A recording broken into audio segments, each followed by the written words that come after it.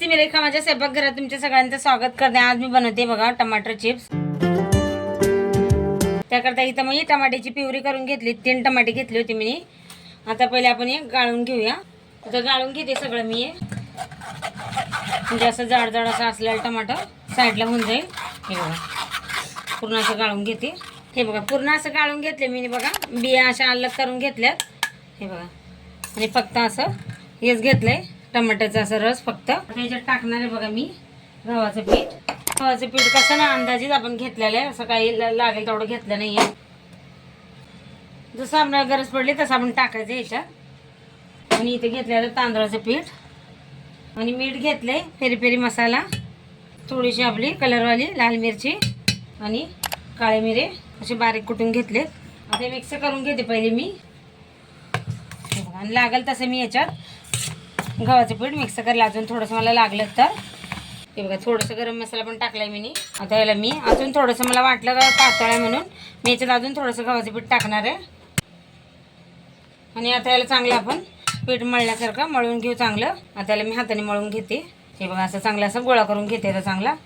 हे बघा चांगलं असं पीठ मळून घेतलंय बघा मी। फक्त टमाट्याची प्युरीमध्येच पीठ मळून घेतलंय, अजिबात पाणी टाकलं नाही। आता याला 5 मिनिटं मी असं झाकून ठेवून देते। हे बघा 5 मिनिटं झालेत। आता याचे मी गोळे बनवून घेते। असं पातळ लाटून घ्यायचं आपल्याला, पातळ चपातीवाणी एकदम असं तांदळाचं पीठ लावून मग याला लाटून घेणार आहे मी। पातळ लाटून घेऊ आपण आता चांगलं। हे बघा पातळ पोळ्याचं लाटून घेतलं एकदम चपातीसारखं एकदम।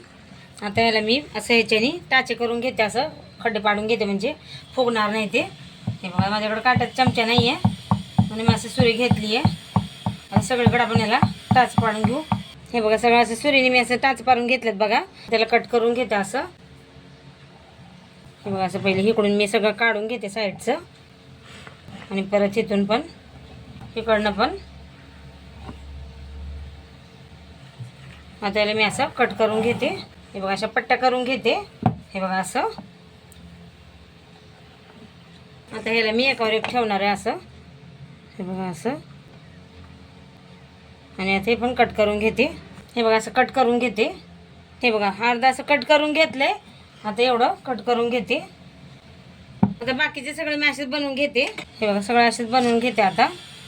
हे बघा आता हे पण असं मी याला पण असं कट करून घेते बघा असं आणि असं। हे बघा किती मस्त कट होते का नाही। हे बघा आता कढईत मी तेल गरम करायला ठेवले, गॅस कमीच केलाय। आता पहिले बघते तेल गरम आहे का नाही। हे बघा आता याच्यात टाकते जेवढे बसतील तेवढे आणि मस्त आपण तळून घेऊया असे एकदम क्रंची। मस्त तळतात। आता मी फक्त 4च टाकलेत। हे बघा मस्त तळतात का ना, आपोआप वर येत आहेत। मस्त असे तळले चाललेत बघा। हे बघा मस्त तळून घेतलेत बघा, एकदम असे क्रंची झालेत आणि कलर पण मस्त आलाय बघा। हे बघा आता मी याला काढून घेते आणि बाकीचे सगळे असे तळून घेते। बघा आता दुसरे पण टाकते ह्याच्यात। आता जेवढे बसतील तेवढे टाकते। आता तेल चांगलं गरम झालंय। आता ह्याला पण आपण चांगलं तळून घेऊया।